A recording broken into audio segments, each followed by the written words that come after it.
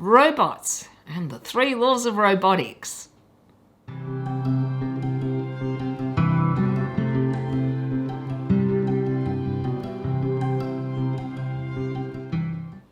G'day to all you lovely people and welcome back to my channel. I'm Kathy and today I want to talk about the Isaac Asimov robot series, in particular the 4 books in the series. Originally I actually thought it was a trilogy, but I believe the 4th book came out much later as a bridge between Asimov's Empire and Foundation series. And so when I discovered there was a 4th, I read that as well. I'm actually trying to follow Asimov's preferred reading order with respect to his books. And at the moment, I still have a few short stories of the robot series to finish before I get on to any of his other series. I should point out I am new to science fiction, or fairly new. I've read a few here and there, but not a lot, nor am I science oriented. So I don't generally enjoy hard science fiction where it gets too technical for me. I'm more interested in the ideas behind science fiction, in the speculation or imagination of these authors of what our future could possibly be. And of course, robots are fascinating to me anyway. I've always loved this idea of us creating these mechanical beings who are also sentient. Asimov was obviously a very clever man. I think he was a professor in some science or other, and he invented the 3 laws of robotics. In fact, I read in a foreword that Asimov invented the word robotics, not robot, but robotics. I don't know how accurate that is because somebody said that isn't. I haven't actually checked it. But he did invent the 3 laws of robotics. And to sum up briefly, the first is that a robot cannot allow any harm to befall a human. The second is that they must obey a human's orders unless it conflicts with the first law. And the third is that they must do what is necessary to preserve themselves as long as it doesn't conflict with the first or second law. That's a very basic summary. I'll put them up on the screen anyway briefly if you want to read them in more detail. I started first with his robot short stories, where he begins with the more basic models who slowly evolve with time. I have not finished the short stories. I think I'm about halfway through and I'm really enjoying them, though generally I don't like short stories. But Asimov is very good at making his point in a very short span of time. And I find some of his stories hilariously funny. And yet others are actually quite tragic or very sad. He understood human nature, I felt. Well, that is my impression when I was reading the short stories. So of course, eventually I moved on to the novels. The first one is Caves of Steel, which actually takes place on Earth in our very far distant future, where there are robots who do many menial tasks and are not completely trusted by Earth people. In fact, in this far distant future, there are also what are called spacers, who were originally Earth people who went and colonized the stars. And there is a real difference between Earth people and spacers, who are also descended from Earth people, but have lived on other planets and are much more advanced and much more dependent on robots. In Caves of Steel, the spacers also have a port on Earth, and there is a murder where an Earthman, a plainclothesman, a police officer, Elijah Bailey, is called in to investigate this murder. And he is partnered with a robot, Daniil. In essence, the book is a murder mystery, but using this device, Asimov explores the differences between Earth people and the spacers, their different prejudices and their different views of robots in particular. He also deals with how people interact with robots, which I particularly found intriguing, that one group of Earth people could have such trust in robots, whereas the others distrust them entirely. This world that Asimov has envisaged in our future, I hope it isn't anyway. The Caves of Steel refers to the cities that people live in. They no longer live out in the open. They live in more communal lodgings. They have communal dining rooms and bathrooms. They basically live in cities that are made of steel and glass and provide them with everything except any contact with nature. I found that so bizarre and hard to actually imagine not stepping outside into the fresh air. In fact, many of the Earth people are terrified of the outdoors, which is just so strange. I think he describes this world as a womb, and I think that is exactly what it is reminiscent of. So of course, the customs or ideas of the Earth people is just something that is so alien and yet so fascinating, because it is so alien, so contrary to our current lives. I loved the way he described this world, though I do not want to live there, that's for sure. Well, you can see all the plants I have, right? I can't even imagine not being able to go outdoors, feel the sun on my face. It would just feel so claustrophobic, and yet they feel agoraphobic if they are outdoors. Bizarre, isn't it? Ultimately, like I said, though, this is a murder mystery, and Elijah Bailey doesn't trust robots, and yet he has been paired with a robot that looks like a human, which many people don't realize is a robot. And it is his relationship with Daniil which I think is the core or heart of this story, other than the murder mystery itself, and how his attitudes change as he spends more time with this robot. Most of Asimov's book is dialogue, where he explores different, say, ethical or moral dilemmas, especially in regard to the robots and how they are perceived and how the 3 laws of robotics should be interpreted. I also felt that he explored what is the nature of a robot, that ultimately it is an object, and I don't even like using that word, but an object that is governed by their programming, and that they cannot really deviate from that programming. As Asimov spells out in the books, if they do deviate from their programming, from following these 3 laws of robotics, they can shut down, have a mental breakdown basically. I found that so interesting actually, and I just loved this world he's created, this concept of what our future might be and the use of robots in this world. I really liked his style of writing, though sometimes it can be a little convoluted and I'd have to reread a sentence to make sense of it.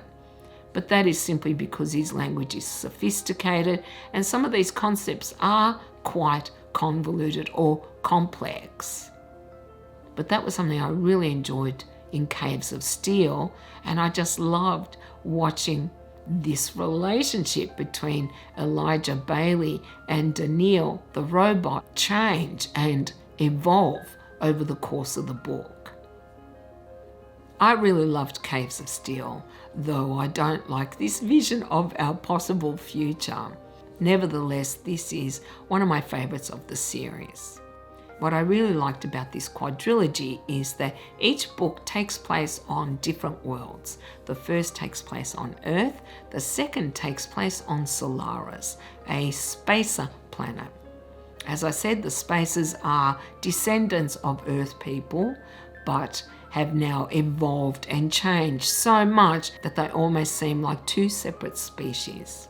The spacers are more attractive, they have less diseases. They are also much longer lived than Earth people.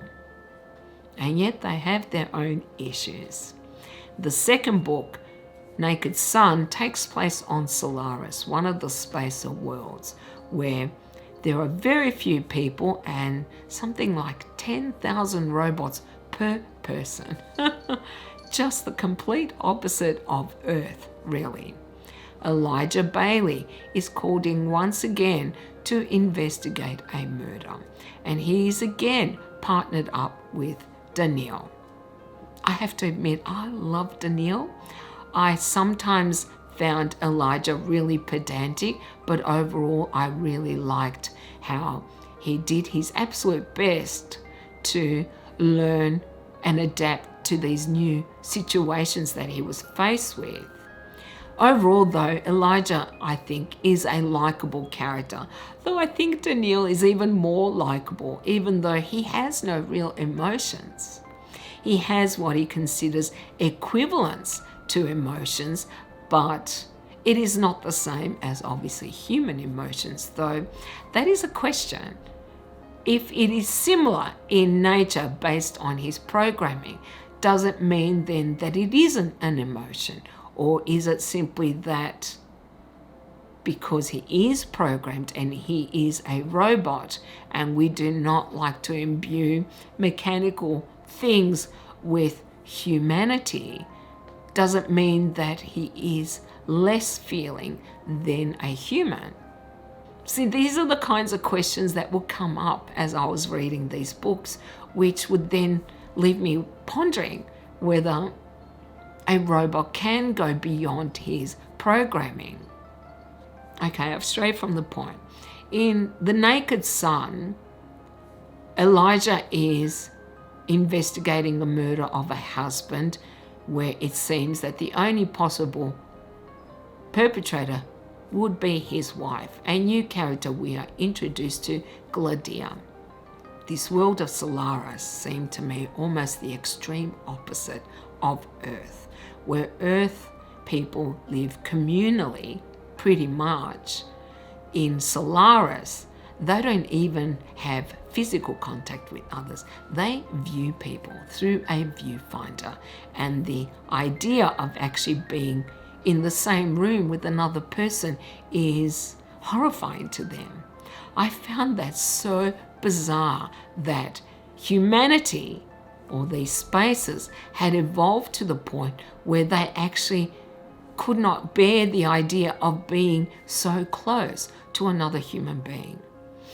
I mean, as a species, we are such social creatures who like to demonstrate our feelings by touching, and yet these people barely have any human interaction. They can interact with their robots in person, but not with other people. Not even husbands and wives. They have designated times that they're supposed to see each other, and nothing beyond that. It is just so strange to think of living in such a world. I cannot imagine that humanity could ever evolve to that point, though given the internet and how we now often interact with people online or through our phones, are we not heading in that direction anyway? Yeah, see, perhaps we are, and I think that's sad. I think that we are kind of distancing ourselves from other people. Whereas I remember the days before the internet, before mobile phones, when you would go out, you would meet other people's eyes, you would say hello. You may not necessarily touch, but you would definitely interact a lot more with people. I have noticed over the last 10 or so years that there is so much less of that, that people don't talk to you. They won't even meet your eyes because they're too busy looking at their screens or looking down, like they're uncomfortable connecting with other people. And yet, and I know I've gone off on a tangent, but when COVID hit and in Melbourne we were in lockdown where we were not allowed outdoors, we were not allowed to go out pretty much anywhere. When the restrictions were lifted, it was like everyone was so pleased to be able to see other people, to talk to other people. And now we've kind of reverted back to ignoring people and looking at our phones. So perhaps this world on Solaris is not so unrecognizable, though obviously it is a much more extreme version of our current world. Now, this investigation did delve deeply into the customs on Solaris and how different and how much it differed from Earth as described in the first book, The Caves of Steel. And Elijah realized that there is something to be said to try to break out of his agoraphobia, because he felt that Earth was getting too crowded and that eventually Earth people would have to colonize planets. And the only way to do that was to feel comfortable outdoors. So he did try to go outdoors and, of course, did suffer as a result. But at least he made the effort to change, to adapt. Also, in the second book, I felt that Daniel and Elijah's relationship really developed even more. There was clearly a bond between them. How can there be, right? Daniel is a robot whose actions are dictated by his programming, and yet it seemed to me he had an affection for Elijah. The other main character that we met in The Naked Sun, Gladia, okay, I disliked her intensely. Yeah, I really didn't like her. I thought she was a fluffhead. Well, it's a little harsh, but yes, a total fluffhead who was attractive, and really that's all she had going for her. However, she was pretty much an anomaly, I think, in this world.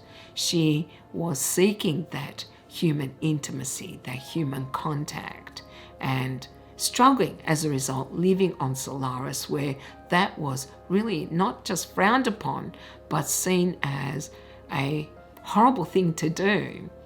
So for her, for Gladia, living so isolated on this planet made for a very difficult life for her.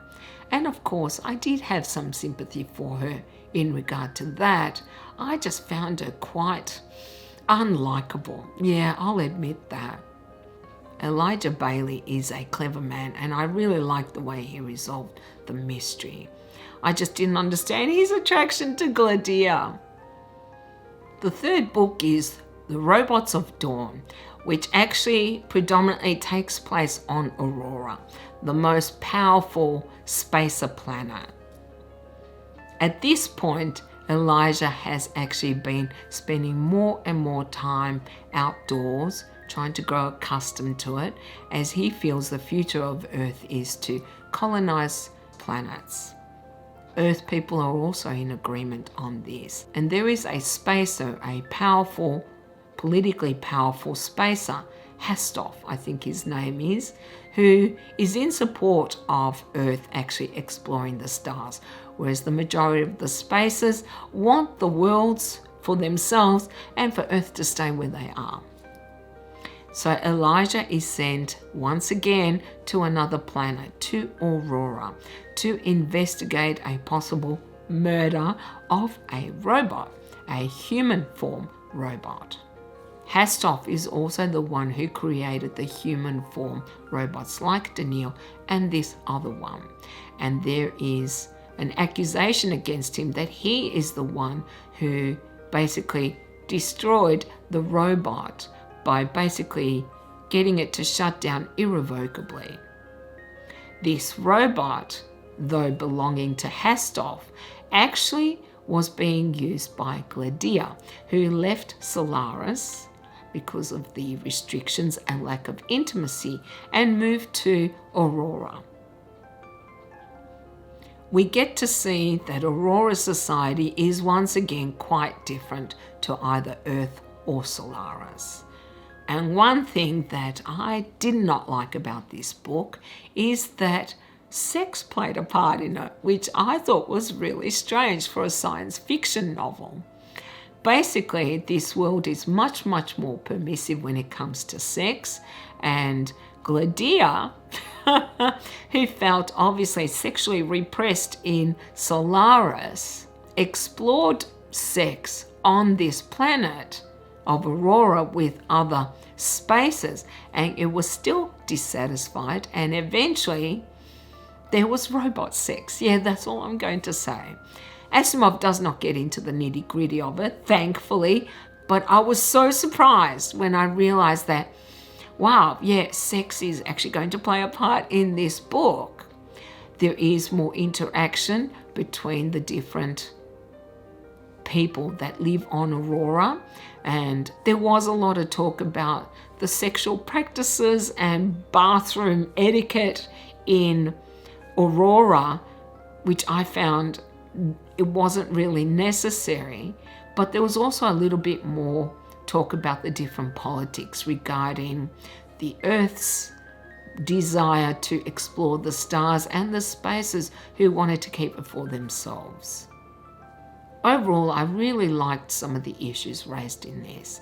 We also met several new characters like Hastolf, who was interesting and more complex than some of the other characters we've met. I would argue that Gladia is not a complicated character at all. We also met another very interesting robot, Giscard, who plays a major role in this story, though it's not quite obvious to begin with. This was an exploration again, I think, through the use of a murder mystery of how robots and humans interact, or how spaces interact with robots on Aurora and their role in their society, which again differs from Earth or from Solaris. I did enjoy this book because Elijah Bailey and Danielle are just so good together. I really love how their relationship grows and evolves over the course of these 3 books. But I will not say this was my favourite. It was interesting, though I think we could have done without the references to robot sex, yeah, and possible wish fulfillment. That's all I'm going to say towards the end of the book. Wish fulfillment on the part of the author, let's say. After I finished these, I thought this was the trilogy, and then I realized that there was another book called Robots and Foundation, I think, which is the bridging book between Asimov's 3 series. I read this one, and this one I liked the least. Yeah. In this one, whilst we had Danielle and Giscard, we also had Gladia, who sometimes annoys me because she comes across as a petulant, spoilt child who basically is just a fluffhead. Though the author tried to make her a little bit more substantive in this book, I think. We also don't get to see Elijah Bailey because this book takes place, I think, over 100 or so years later. We do get to explore a new world, but I'm not going to say anything about it as it might be a spoiler. And we also come back to Earth and see the Caves of Steel. This one had a lot of dialogue between Danielle and Giscard, the 2 robots, which at times really bogged down the book and I felt weren't entirely necessary. Whilst there are humans in this, such as I think DG and Gladia, we don't spend as much time with them as we do with the robots. And while some of their discussions were interesting, others I felt weren't. Now, I have not read Asimov's other series. Perhaps if I read those, I will find some connection to issues that are raised in this book. But I just found this one overlong and just not as interesting. Though I did like the end, yeah. Perhaps though others didn't, but I found the end kind of fitting. And that's all I'm going to say. Okay, so in conclusion, about this robot series, I really loved Asimov's vision of our possible future. Though I don't think I want to live on any of those worlds, no. Perhaps a combination, but certainly not one as they existed in these books.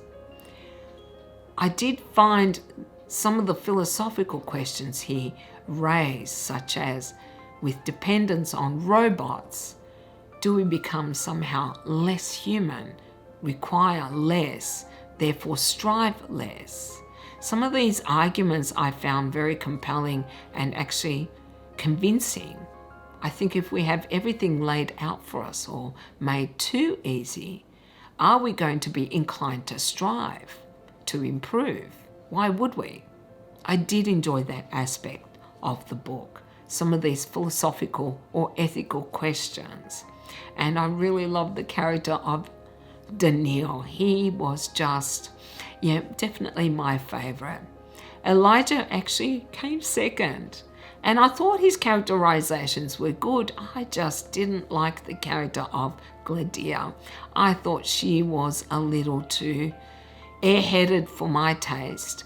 And even though there is another female character in one of the books who is quite intelligent, she sometimes came across as very illogical as well, which bothered me.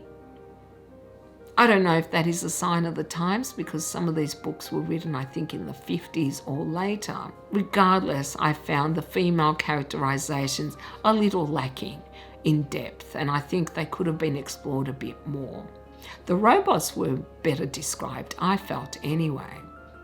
I think anyone who finds robots as fascinating as I do, whether they are sentient beings capable of more than their programming, for example, how we would interact with them, I think you would really enjoy these books.